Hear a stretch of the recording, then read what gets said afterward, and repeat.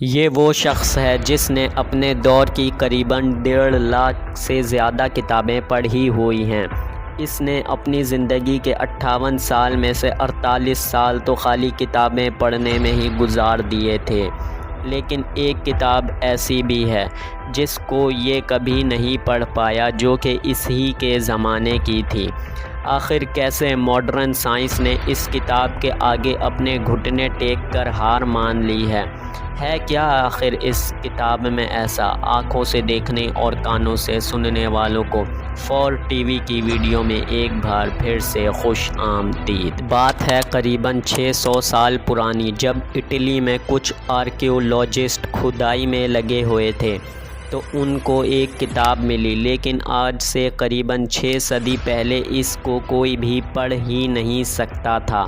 اس لیے اس کو اس دور کے سائنسدانوں نے نہ پڑھے جا سکنے والی کتاب تسلیم کر لیا۔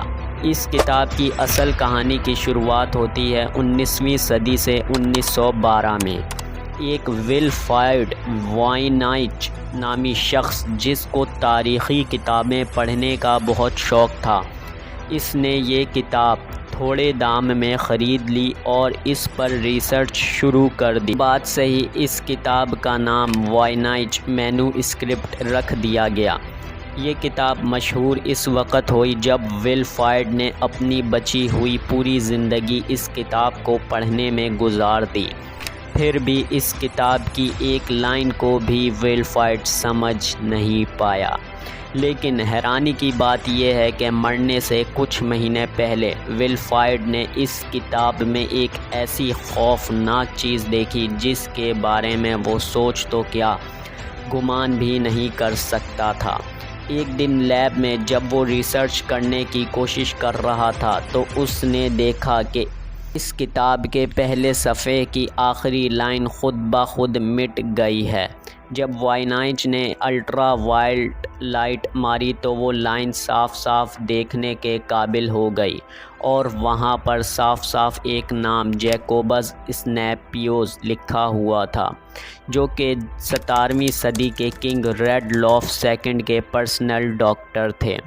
تو کیا یہ کتاب جیکوبس نے لکھی ہے؟ لیکن یہ تو 17ویں صدی کے بادشاہ کے پرسنل ڈاکٹر تھے، اور کتاب 200 سال پرانی تھی۔ تو یہ بات تو پکی ہو گئی کہ یہ کتاب جیکوبس نے لکھی ہی نہیں۔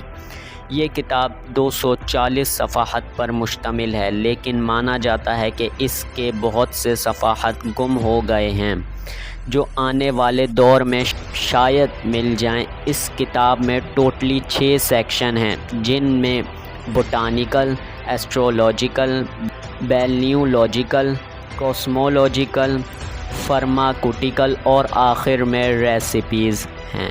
ورلڈ وار I اور ورلڈ وار II کے دوران کرپٹوگرافرز نے اس کتاب کو جب ڈی کوڈ کرنے کی کوشش کی، ناکامیاب ہو گئے۔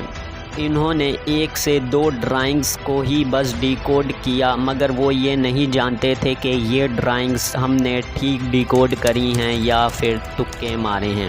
اس کتاب میں کچھ ڈرائنگز تو ایسی ہیں جو کہ ہماری موجودہ زمین کے گرد بھی پائے جاتی ہیں، جیسا کہ یہ پلانٹس جو کہ ابھی آپ کو اسکرین پر نظر آ رہے ہیں۔ یہ آپ خود دیکھ سکتے ہیں کہ کس طریقے سے یہ پلانٹس کتاب میں اور ہماری اصل دنیا میں پائے جاتے ہیں۔ اس کتاب میں کچھ اس طریقے سے ایلیوژنز بھی بنائے گئے ہیں جو چلتے ہی رہتے ہیں اور کبھی ختم نہیں ہوتے۔ یاد رہے، کرپٹوگرافرز وہ ہوتے ہیں جو کسی نہ پڑھی جا سکنے والی چیز کو پڑھنے کے قابل بنا دیتے ہیں، جس طریقے سے کمپیوٹر میں کمپائلر کا کام ہوتا ہے۔ اس کتاب میں جتنی بھی پودے کی تصاویر ہیں، اس کو آج تک کوئی بھی سمجھ ہی نہیں پایا۔ اس کتاب میں کچھ ایسی بھی تصاویر ہیں جس میں کچھ عورتیں سبز پانی میں نہا رہی ہیں۔ کہا جاتا ہے کہ اس تصویر سے ظاہر ہوتا ہے کہ شاید عورتیں اپنی خوبصورتی بڑھانے کے لیے نہا رہی ہیں۔ پچھلے 700 سال سے سائنسدان اب تک اس کے انگلش میں کل 25 الفاظ کو ہی ڈی کوڈ کر پائے ہیں، جو کہ آپ کو اسکرین پر نظر آ رہے ہیں۔ یہ کوئی نہیں جانتا کہ اس کتاب کو مکمل ڈی کوڈ کرنا کیسے ہے اور اس کو مکمل پڑھنا کیسے ہے۔